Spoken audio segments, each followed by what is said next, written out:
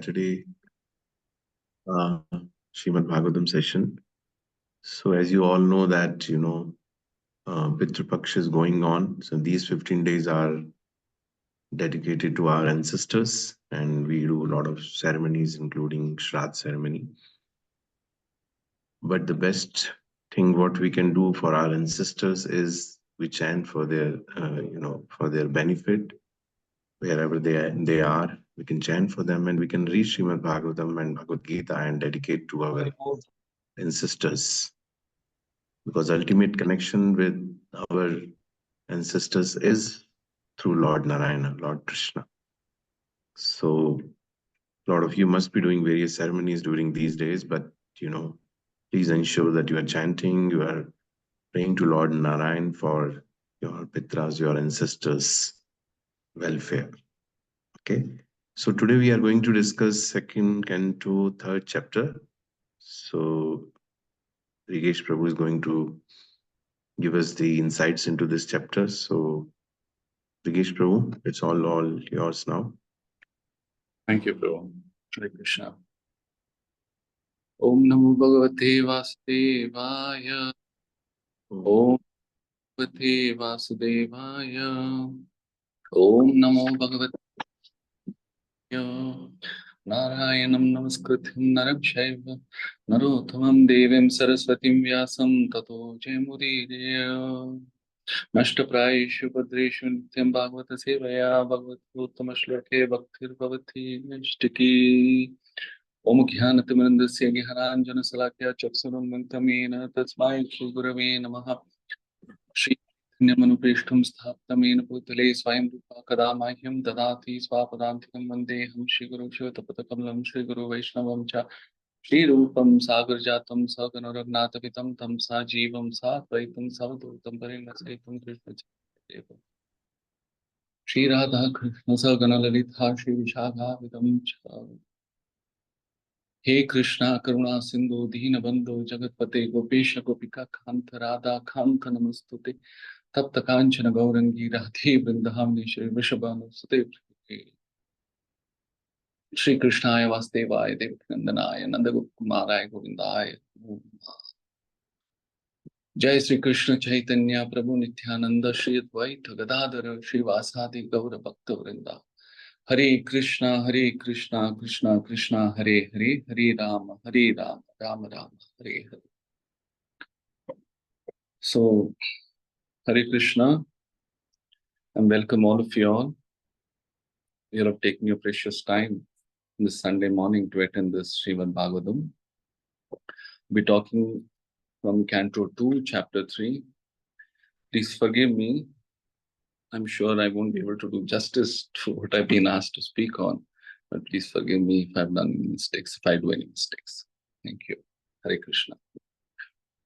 I'll start off,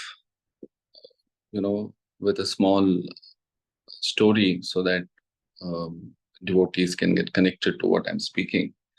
The topic today is mostly about, we're going to be talking about demigods. There was a person in a village who actually wanted to serve someone. He wanted to serve, this person wanted to serve, who's supposed to be the biggest person. So he finds one individual who's supposed to be the richest person in that village and supposed to be powerful, and he goes to tell him that, can I come and serve you? He's supposed to be in charge of the panchayat or panchayat. So that individual tells this man that, yes, you can definitely serve me. And he joins him and he starts serving him. But what he sees is every week he goes to a particular house, So he follows him one day and he sees that this man is reaching to this particular house. And then when he comes out, he asks, who's this individual's house you've gone to? So this panchayat person says he's in charge of the Zilla Panchayat. He's the head of that, and I go to report to him. So this person asks him, so is he bigger than you? He says, yes, he's definitely bigger than me. And he tells him that, can I serve him? And he tells, yes, you can. So he goes and asks that Zilla Panchayat head that, can I serve you? And he says, yes, you can come and serve me.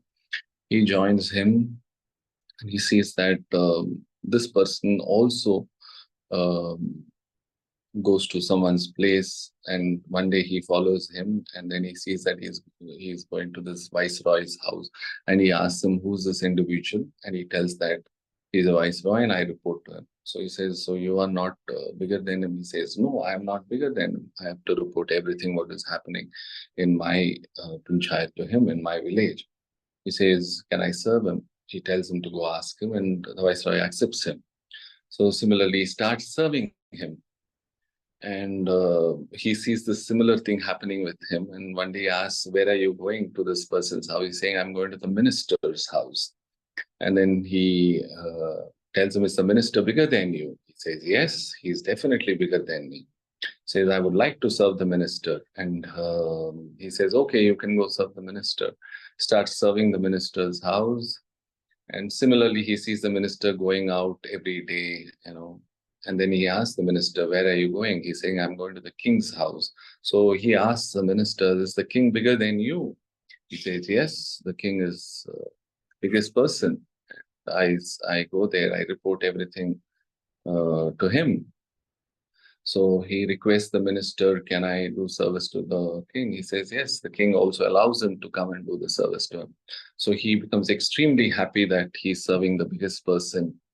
And he starts serving the king till one fine day he sees the king going every day to a particular place. And one day he follows the king and he sees the king is going on a narrow path, and he gets into a sort of tunnel and then paying obeisances there. And once he finishes paying obeisances, when he comes out, this person who's serving the king asks him that, I thought you were the biggest person, and who are you paying obeisances to? He said, I'm paying obeisance to Lord Sri Krishna, who is the Supreme Personality of Godhead. So this individual person asked him, is he bigger than you? He said, yes, he's definitely much, much bigger, and he is the biggest person. He's a creator. He's everything. So he's saying, can I serve him? He said, yes. The king says, absolutely, you should serve him. So what we learn here is this person actually starts inquiring every time whatever he wants to do. And then eventually he reaches his destination. So today, as I mentioned earlier, that our topic is primarily about demigods. We're going to be discussing Canto 2, Chapter 3. And there are about snippets, about 25 verses, which I'll read to some extent, and then we could, discuss on it. So I'll try to keep it short and crisp. The text 1. Sri Sukadeva Goswami said, Maharaja Parikshit, as you have inquired from me as to the duty of the intelligent man who is on the threshold of death, so I have answered you. Here, Sukadeva Goswami tells Parikshit Maharaj that he has answered him in the previous verse. He tells him that what a devotee is supposed to do. He tells him that most important is to surrender to the Lord. So Parikshit Maharaj asks Sukadeva Goswami during the time of death what an individual has to do, and Sukadeva Goswami very beautifully explains that at the time of death, he is supposed to surrender to the Lord, chant the holy name of the Lord, hear the glories of the Lord. This is the only thing he must do. He also tells that an intelligent person differentiates between the soul and the body. An unintelligent person only attaches himself to the body. So he also tells that an intelligent person believes that he is part and parcel of the Lord. The next few shlokas, few verses, which is about 2 to 15 or 2 to 16, talks in detail about demigod, their powers, and if an individual actually surrenders to the demigod, what are the benefits an individual would get when he surrenders to the demigod. I'll read this. It's a little big one, but I would like to read because it gives you a detailed description about every demigods to some extent. This is between 2 and 7. One who desires to be absorbed in the impersonal Brahmajyoti effulgence should worship the master of the Vedas, One who desires powerful sex should worship the heavenly King Indra, and one who desires good progeny should worship the great progenitors called the Prajapatis. One who desires good fortune should worship Durga Devi, the superintendent of the material world. One desiring to be very powerful should worship fire, and one who aspires only after money should worship the Vasus. One should worship the Rudra incarnations of Lord Shiva if he wants to be a great hero. One who wants a large stock of grain should worship Aditi. One who desires to attain the heavenly planets should worship the sons of Aditi. One who desires a worldly kingdom should worship Vishwadeva, and one who wants to be popular with the general mass of population should worship the Sadhya demigod. One who desires a long span of life should worship the demigods known as the Ashwini Kumaras, and a person desiring a strongly built body should worship the earth. One who desires stability in his post should worship the horizon and the earth combined. One who desires to be beautiful should worship the beautiful residents of the Gandharva planet. And one who desires a good wife should worship the Apsaras and the Urvashi, society girls of the heavenly kingdom. One who desires domination over others should worship Lord Brahma, the head of the universe. One who desires tangible fame should worship the personality of Godhead, and one who desires a good bank balance should worship the demigod Varuna. If one desires to be a greatly learned man, he should worship Lord Shiva. And if one desires a good marital relationship, he should worship the chaste goddess Uma, the wife of Lord Shiva.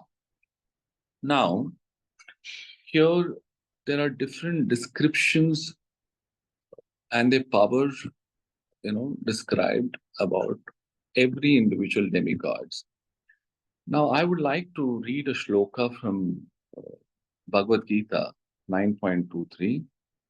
Ephe anya devatha bhakta yajante shradhayamutaha tephi mam ev kaunteya yajanti avati purvakam. It says, the translation, those who are devotees of other gods and who worship them with faith actually worship only me, O son of Kunti, but they do so in a wrong way. I would also like to read 9.25. Yanti deva vrata devan, pitran yanti pitravrataha, bhutani yanti bhuteya, yanti mat yagno bhima. Translation, those who worship the demigods will take birth among the demigods. Those who worship the ancestors go to the ancestors. Those who worship ghosts and spirits will take birth among such beings, and those who worship me will live with me. Now, when we're talking about demigods, I'm sure there are a few things which we should all understand, that what a demigod is. Firstly, you should know that they are empowered living entities. They have done several pious activities in their many, many lifetimes to actually become a demigod. You should also understand their powers are given by Lord Sri Krishna, so they're limited in powers. And also, they are eternal servitors of Lord Sri Krishna. Now, because of their several pious activities, they're given this, body of a demigod, and they go ahead with their duties. Now, we've heard stories of Lord Brahma when he went to meet Lord Sri Krishna in Dwarka. He told the gatekeeper that, please tell Lord Krishna that Lord Brahma has come. And when the gatekeeper goes and tells Lord Krishna that, Brahma has come, Lord Krishna asks the gatekeeper, please ask him which Brahma has come. And the gatekeeper goes back to Lord Brahma and tells him that Krishna asked you which Brahma has come. And immediately Brahma gets bewildered. Till then he was thinking he's only Brahma who's living. And Brahma tell him, please tell Lord Krishna that Chaturmukhi Brahma has come. Immediately Krishna asks the gatekeeper, tell him to come inside. So during that time, when Lord Brahma walks inside, he sees several Brahmas. He sees 12-headed Brahmas. He sees 10-headed Brahmas. It is told that he saw 100-headed Brahmas, 1,000-headed Brahmas, million-headed Brahmas, all having a conversation with Lord Krishna. All the Brahmas were conversing with Lord Krishna, and Brahma became bewildered, and he understood that actually Krishna taught him a lesson, and he came to his senses. So that like this, there are several pastimes. We also know that Indra in Vṛndāvana pounded the Brajavasis for 7 days and 7 nights with torrential rains. And during that time, Krishna showed his pastime by lifting the Govardhana hills with his little tiny finger, and made sure that every living entities are protected under his shelter. And 7 days or 7 nights, every gopis, every Brajavasis of Vṛndāvana enjoyed those 7 days. And when Indra realized his mistake, he immediately fell at the lotus feet of the Lord and asked for apologies. So we also see that Ravana, when he was offering prayers to Lord Shiva to make him the strongest personality, Lord Shiva gave him a lot of benedictions, but it went into Ravana's head so much that he, abducted the Supreme Lord's wife, and the Lord punished him. In fact, Ravana was, praying to Lord Shiva by offering his head. So, these were extraordinary people. So, because of those severe austerities, what Ravana did, Lord Brahma, Lord Shiva gave him a lot of benedictions, but he misused them, and he was punished by the Supreme Lord. He was killed by the Supreme Lord. So when you actually see about all these people who had followed demigods, they were less intelligent, and they thought that they were the most intelligent people. Even Hiranyakashipu, when he asked for benedictions, Lord Brahma told him, he asked him that I should not be killed during day, I should not be killed during night, I should not be killed during, several things, with any weapon. And so like that it went on. But he should realize that there is no one, he forgot to realize that there was no one intelligent than the Supreme Lord himself. And eventually he was also killed. So what we learn here is people who follow demigods are definitely less intelligent, and they don't follow this in a proper systematic manner. Now, there are few devotees, there are few bhaktas like the Sakama bhaktas and the Akama bhaktas. Akama bhaktas are the one who actually have pure love for the Lord, and it is pure devotion. Then you have the Sakama bhaktas who also believe Lord Krishna is the Supreme Lord, but they pray to the Lord for material benediction. Then there is one sect of people who actually pray to the demigods, and they also ask benedictions from the demigod, but they do it in a very wrong way.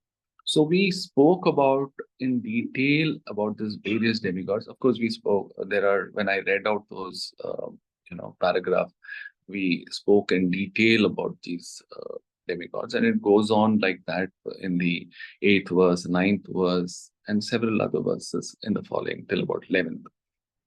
Now, we should know that when you pray, when you're born, there is a goal of this life, and when you're praying to a particular demigod, what you're asking is so important. And all of us, when we pray, we have a goal, and that goal leads us to some destination. Now, you can't, pray and expect yourself to go to Goloka Vṛndāvana by praying to a demigod. It's similarly like what Srila Prabhupada says in several instances. It's like that station, the train station, where an individual goes there, tries to buy a ticket, and he takes a ticket to Delhi, um, but sits in a train which goes to Chennai. He definitely goes to a wrong place. So it's extremely important that you go, firstly, take the ticket from the exact IRCTC counter, but there would be some other people who will be selling those manipulative tickets. We don't fall into those traps. Inquire exactly from the concerned authorities, then go to that particular railway counter, take the exact ticket of your destination, and then show it to the in charge person and travel to your particular destination which you had set a goal to. Srila Prabhupada explains this in several instances very beautifully. So similarly to us, we discourage people, not that we should not respect. In fact, in India, every street, there is some of the other demigods, and you will find several thousands of demigods. People, in fact, even pray to just stones, bulls, monkeys. In fact, what are we talking about this? We make temples for actors and sports people. So, understanding, there is absolutely no understanding about worshipping the demigods. So, um, here, Srila Prabhupada in several instances mentioned that we have to reach out to the authorities, find out what is the right way of doing so, and then, pray. So we all set a goal for a destination, and similarly, people who pray to the demigods also need to do it in the right way. Now, we should also know that demigods are just the energy of Lord Krishna, who's the energetic. This is very, very important. Now, different people do their prayers to reach different destinations. In fact, in Bhagavad Gita, Lord Krishna tells that those people, who pray to the ancestors, go to the ancestors, and who pray to the ghosts, go to that world. But devotees who pray to me, come to me. So it's very important that you understand what my destination is and what my goal is. This is very, very important for all of us to understand. Now, you should also know that all the demigods are conditioned living entities. They also have to be born. They also have to go through their old age. They will go through disease and eventually death. So you should become wiser enough and intelligent enough to find out whom should I pray to. I've given you this brief discussion, but I also at this point of time, I want to talk about what I went through before getting connected to ISKCON and to devotees who were merciful to me. About 10, 12 years back, I was an ardent devotee of Lord Ayyappa, and Premdat Prabhu always mentions that, Rigesh Prabhu, I remember seeing you in that black dress coming to temple, and Srivas Prabhu used to tell me that you should please go talk to him. So, in fact, I was listening to even Radhesham Prabhu before he came to ISKCON.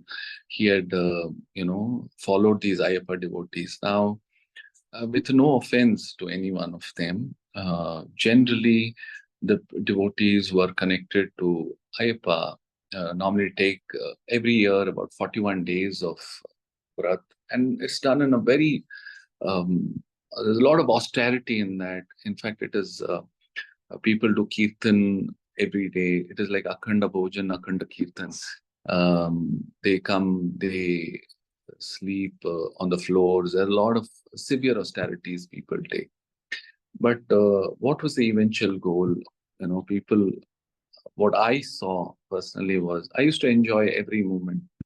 So there used to be totally about 41 days of Vratha what we take, and we follow this every 41 days. So after the 41st day, we just wait that when I can break my Vratha and get back to my normalcy. Which I heard even Radheshyam Prabhu saying that, I saw that person who was my Guruji standing in one corner and smoking and telling me that, come, let's go to theater and let's go to this and enjoy that. And I was shocked and I was bewildered, Radheshyam. So I went through the same thing. I used to ask this several times that when we are doing this, why don't we follow this every time? Why do we do this temporarily? But when every time these questions were asked, as usual, people would say that just follow it, don't ask. And we used to believe that these are our family traditions. And this is the biggest mistake we all do. We take this as a family tradition and we blindly believe them and follow them. And that's the biggest problem. Vignasa, we should inquire from authorities. We should find out what is the right thing to do. And so similarly, I was fortunate enough, I came in contact with devotees. Devotees were extremely merciful. They guided me on the right path, and I'm still trying to, follow. So similarly, most of us would have gone through this attachment with, emotionally attached to demigods, and we follow it in spite of knowing the actual truth. Lord Krishna is the Supreme Lord. So, Shastras and scriptures very clearly tell that what we are supposed to do. Now, I've covered till about, this goes on like this till about Shloka text 10. I will talk about text 11 to 19, where what it tells. It tells that everyone from the ant to Lord Brahma are conditioned from the law of nature. They have to take birth, they become old, and eventually they die. Pure devotees are always engaged in the service of the Lord. They always differentiate between the material body and the soul. Their only duty is to chant the holy name of the Lord, hear Hari Katha, and associate with the Lord's devotees. In fact, the Lord says, there are several instances, the demigods are dancing to the tune of what the Supreme Lord says. But Krishna, the Supreme Lord, dances to the tune of his pure devotees. Now, a pure devotee, it is told that a pure devotee is extremely kind, he is extremely peaceful, he is sane, he is lovable, he eats extremely less, he's sympathetic, he's surrendered, he's extremely friendly. So there are about 26 reasons, 26 things given what a pure devotee is all about. Then it also mentions that Parikshit Maharaj was an exalted devotee, like Sukhdev Goswami. It goes on to tell that they both were, amazingly great devotees of the Lord, and they superficially looked opposite, but both of them were pure devotees of the Lord. Goes to tell that, we have to utilize this life for self-realization. Material people only believe that I have to live for today, I have to eat as much as possible, live my life to the fullest, enjoy every bit of it.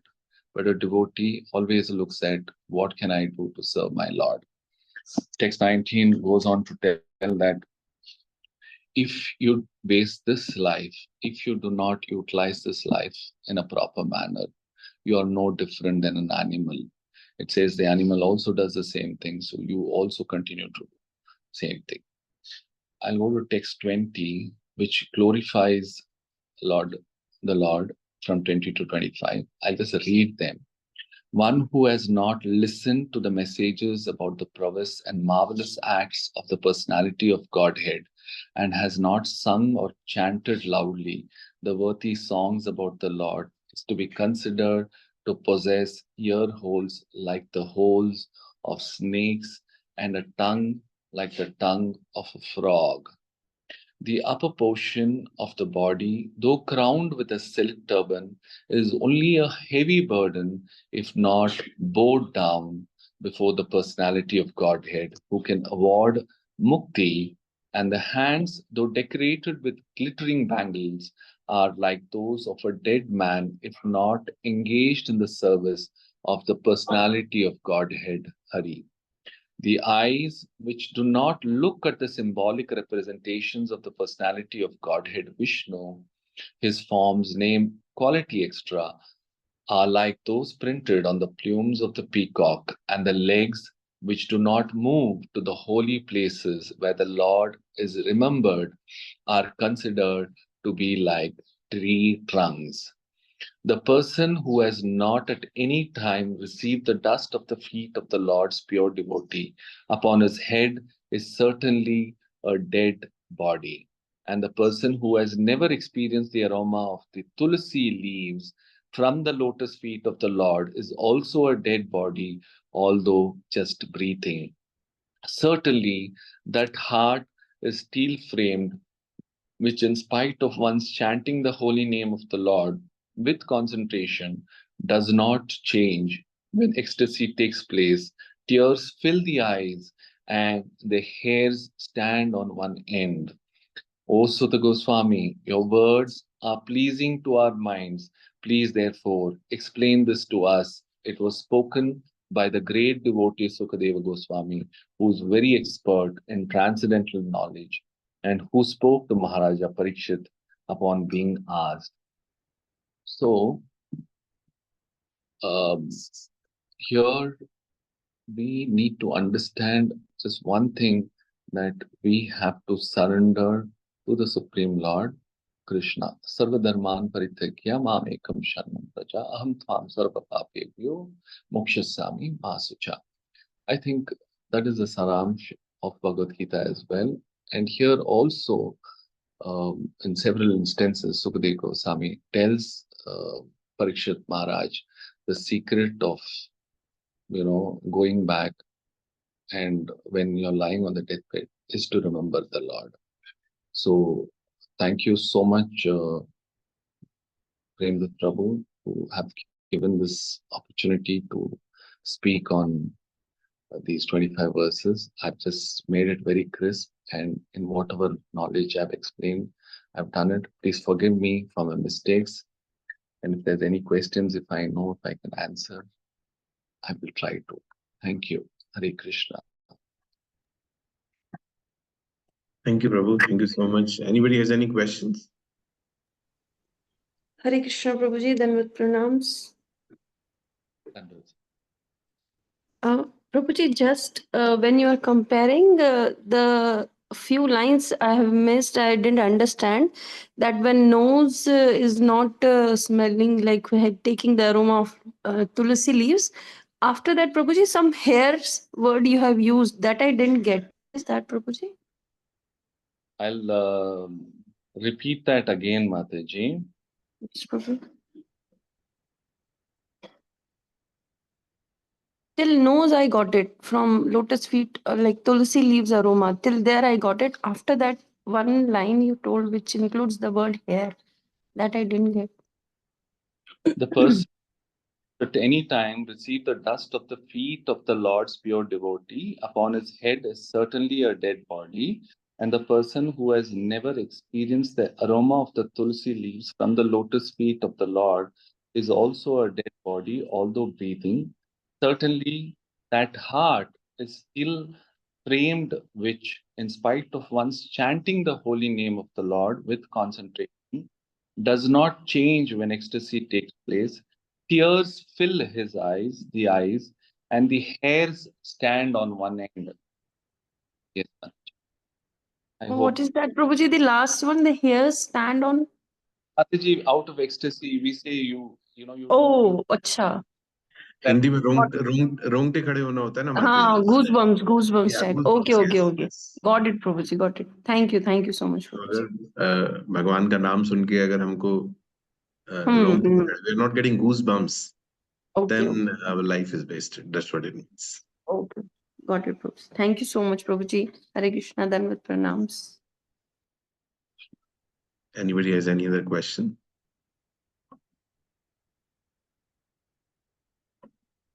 So this topic becomes very relevant because we have so many festivals just gone, like Ganesh Chaturthi and all that, and we have a lot of festivals are coming up in the because these 4 months are full of festivals. And I always wonder, people come to me and ask a lot of questions about those things. And, so how to develop that faith that we will, it's not that we have to, as Rigesh Prabhu said, that, we have to disrespect demigods. They are important, administrators, important personalities in the overall creation of the Lord, how he has systematically created. So, I remember when I had joined in the ISKCON, there was I had heard that 7-day course of Discover Yourself. In that, Radha Gopinath Prabhu, he gives very nice example that suppose you are going on the road and you are crossing the road and you see one traffic inspector, and you just fall at his feet. You are the prime minister, you are the chief minister, you are the greatest personality, and so you go down, then people will laugh at you because he is just a simple person following the whatever orders have been given to him. So he says that, but that does not mean you go and slap on the traffic inspector, whatever, and say that, oh, I know chief minister, I'll talk to him. So it doesn't happen that way, right? So a devotee clearly understands that, what is the position of Lord Krishna and what is the position of all the demigods.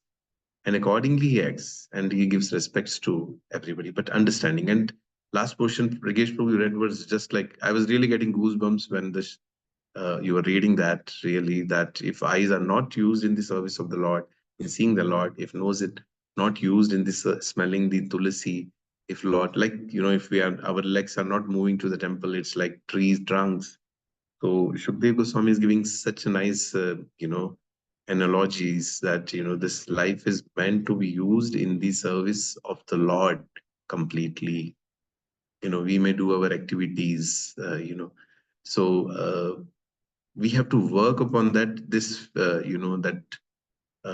that faith of towards the Supreme Lord Krishna can only develop in the association of the Lord, in the by reading scriptures, by hearing Krishna Katha.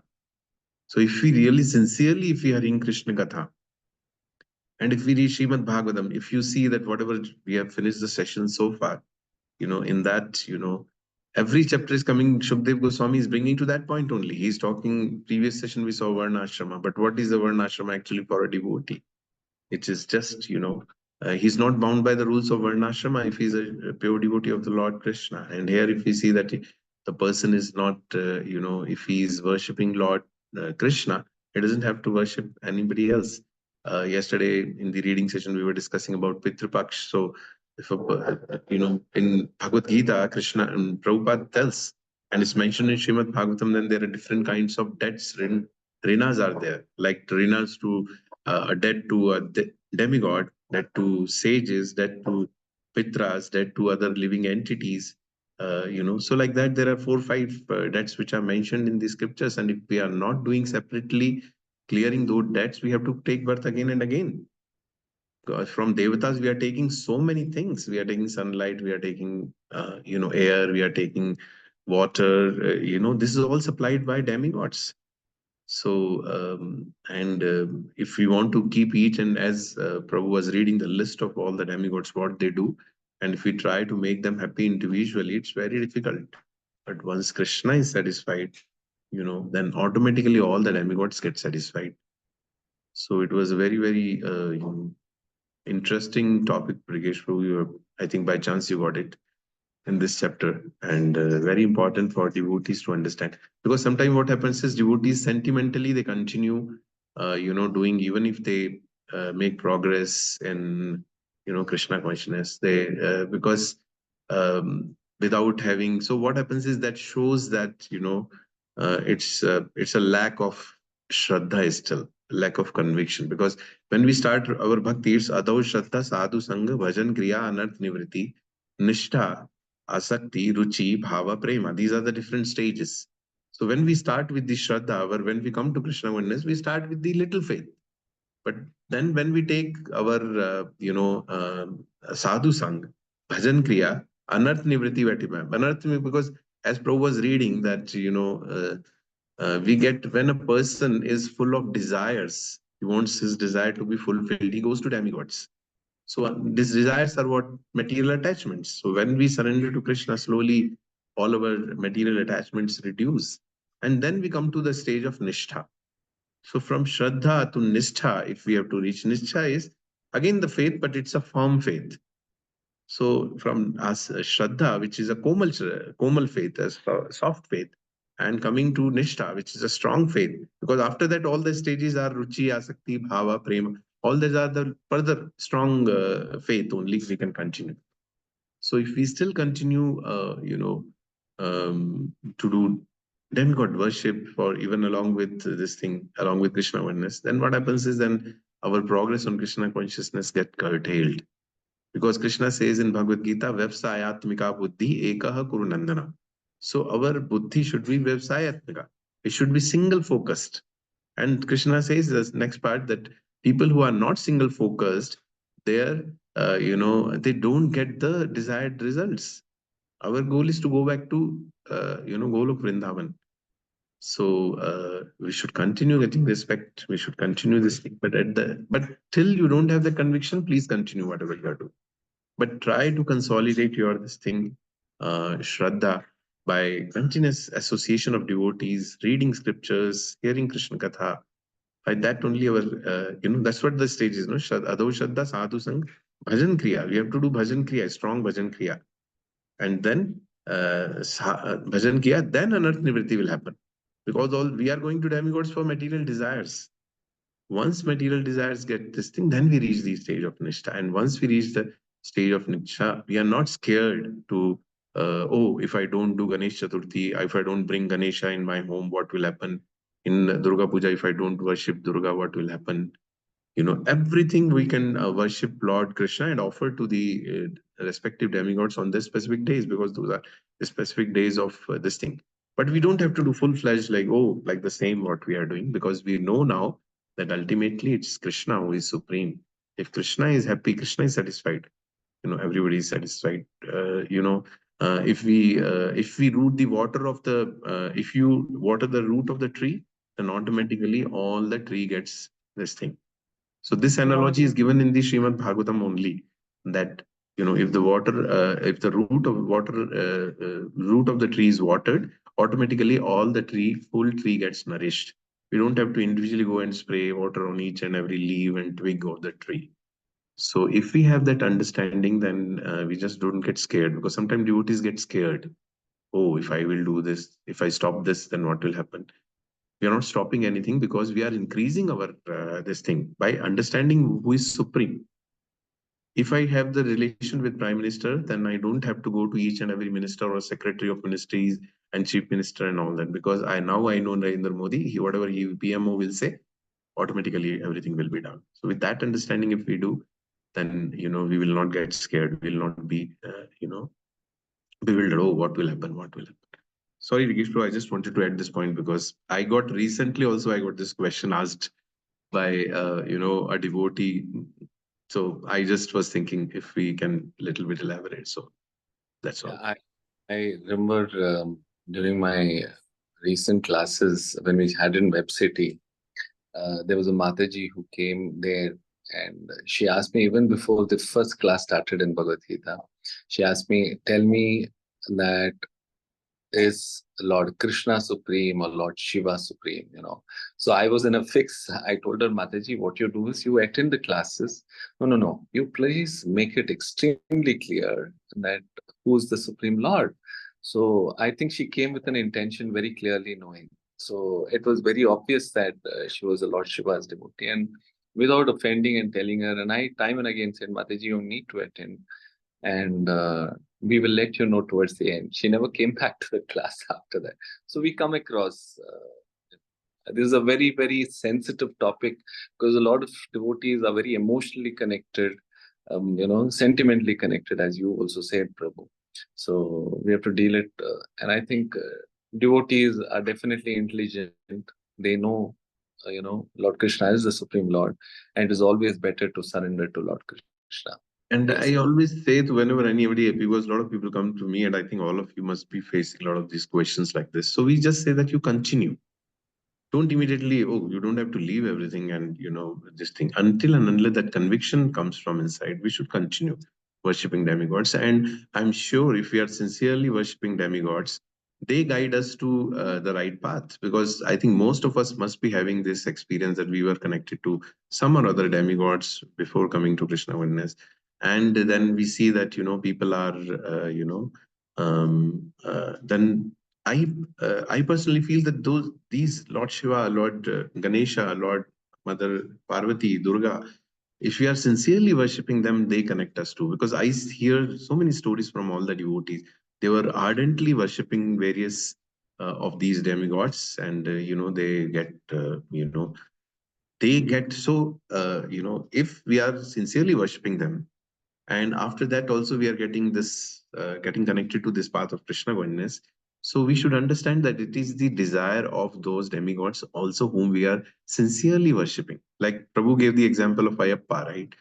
So I still remember Prabhu was in first time he was in black dress and he was standing outside the Narasimha temple, and Shiva's Prabhu told you talk to him. And I used to take care of new people who are coming to temple, so I spoke to him, and I to be honest I was getting scared also seeing all black from this thing. But then I just got some courage and I spoke to him.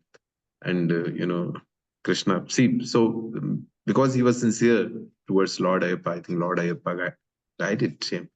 I have the same story, and I think all of us must be having the same story. We may be connected to Krishna or Narayan, or may not be before coming to it.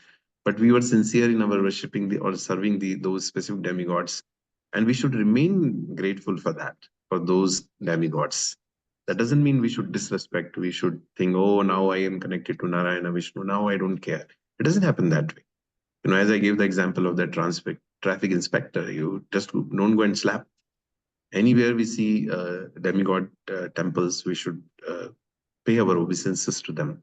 Because of their mercy, we are getting the bhakti of Lord Narayan, Lord Krishna. So it's like that.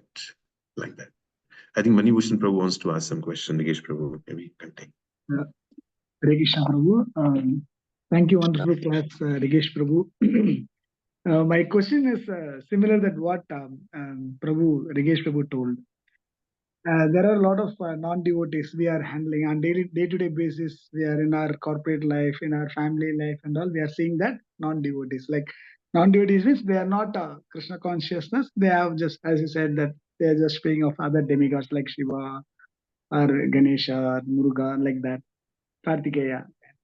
So the same that what Rigesh Prabhu told, similar that Mataji came and just approached who is the supreme, that Krishna or Shiva. Maybe they are not upfront asking many people, but how we are saying like that, that Krishna is the supreme, but it doesn't mean that we have to disrespect of other demigods. Like they are saying like Shiva or Kartikeya, they believe that they are supreme, but it doesn't mean that we are disrespecting Krishna.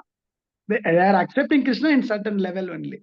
But fortunately, we are getting a lot of association that by listening senior Vaishnavas, we have just come to the conclusion that Krishna is the supreme. And we are just have the faith and we are following that. So that how, because we are just one of the motto is that we have to make the non-devotees become a Krishna conscious person. That is our motto. Basically, that ISKCON is driving that.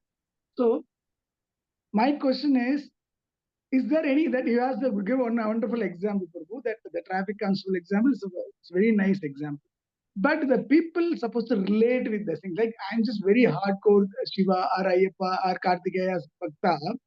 So how can I, that there is any one scriptural reference, like Bhagavatam, there's n number of the reference are there. But until they come into that the KC, they're practicing, then only they just come to that question. But apart from that, any other scriptural reference, we can relate with their own scriptures, like for Shiva Purana or something like that, for the non-devotees.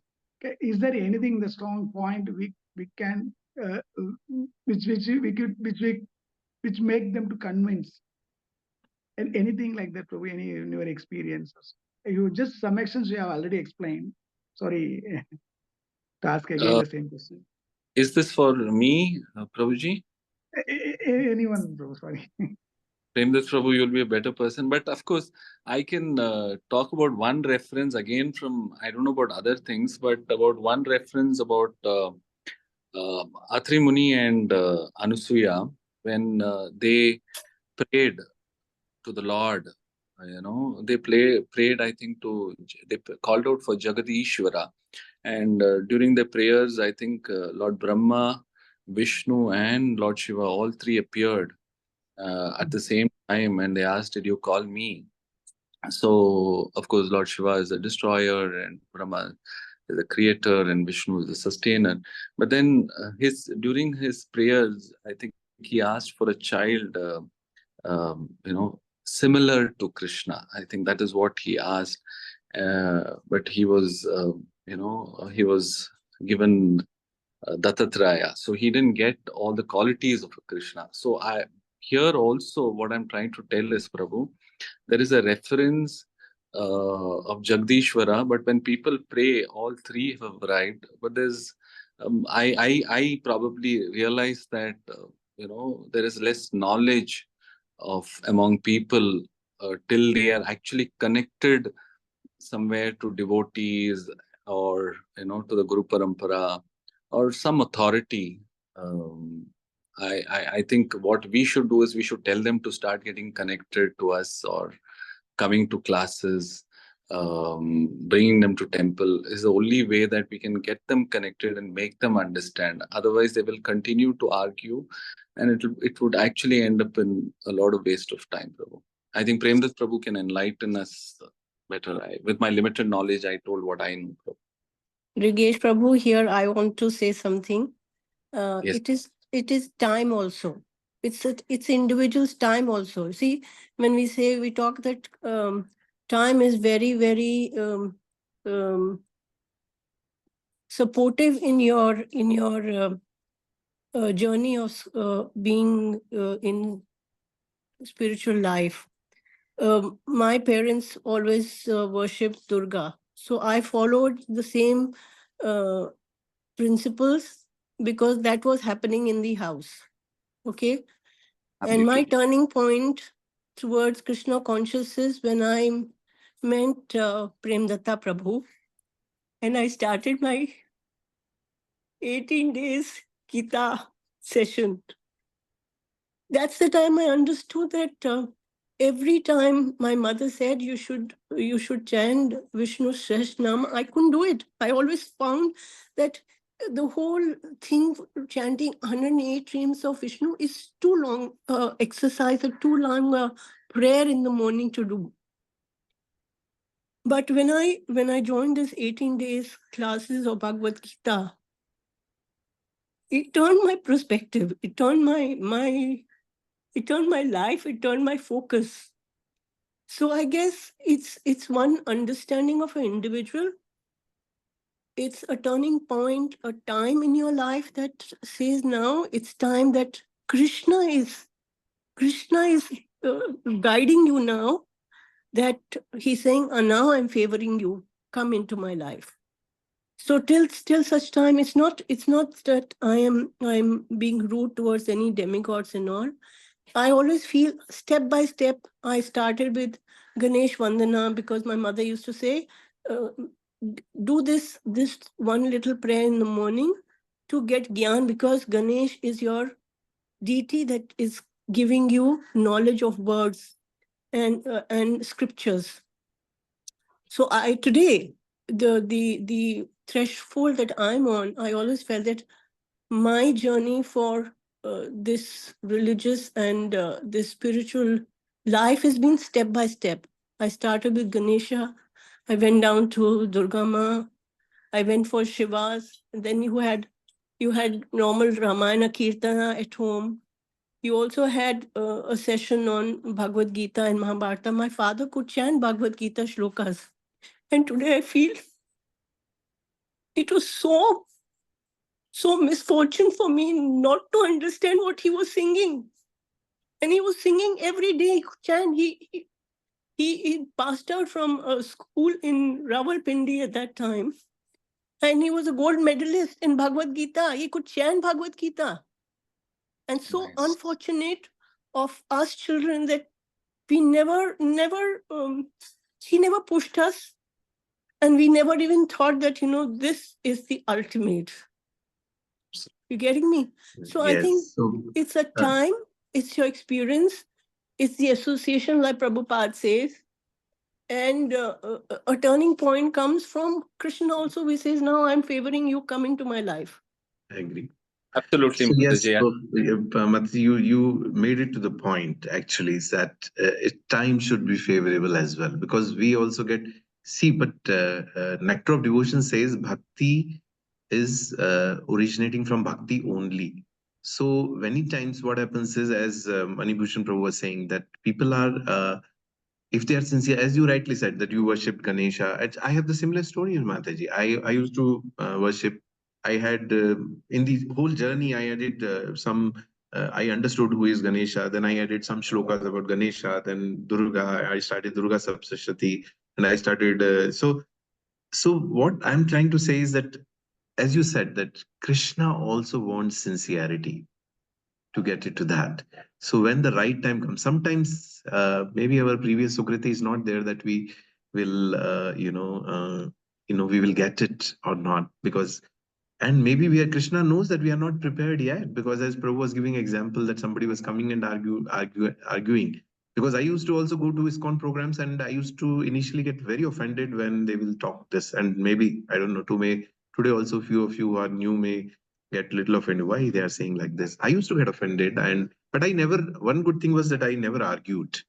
I never asked Prabhu that, Prabhu, why are you saying this? I say, okay, after the class, I'll, Prabhu, is it like that? He just said, okay, you take association, read, Prabhu, you don't. And we should, so Manibhushan Prabhu, we should respect the sentiments of people also. We don't need to be ruthless. That, we should understand that what background they are coming from. And it's not that these demigods have no roles in our life. They have roles in our life. As Mataji said, Ganesha is, he gives knowledge. Saraswati is mother, goddess of. So we can teach our children, as Mataji was saying, our parents never taught us this. That, Mother Saraswati is we should worship Mother Saraswati. And on the special days, we can worship Lord Krishna first and then worship these demigods and pray to them. Then we will get. So, sometimes in very first class or very first time we are meeting, and then, oh, you stop this. Let's not be like that. And it's a journey. All of us have gone through that journey. We all have our fears also in the starting, that if we stop this, what will happen? What will happen? Respect their sentiments. And but if somebody's argument is, see, Shastras clearly say that person should be inquisitive, but that does not mean a person has to be argumentative. So if a person is argumentative, that means he is not open, and then Krishna will not guide them. Krishna will not guide them to the right path. So it's for that. So that person should have Sukriti to understand here that some person who is already practicing or something like that, and then go through that process on his own. He has to read scriptures, he has to hear, then that conviction. It's a journey, cannot happen in one day. So if people understand this, I think they will be able to. So we should not be ruthless or becoming insensitive towards the people also while preaching. Let's respect their sentiments. And they are also guided by somebody. As Mataji said, their father told like that. We also have our parents told like that. So we took up that like that. So it's perfectly fine. It's nothing wrong in that. Okay. I don't know if we answered your question. Thank you, Prabhu. Hare Krishna. Thanks.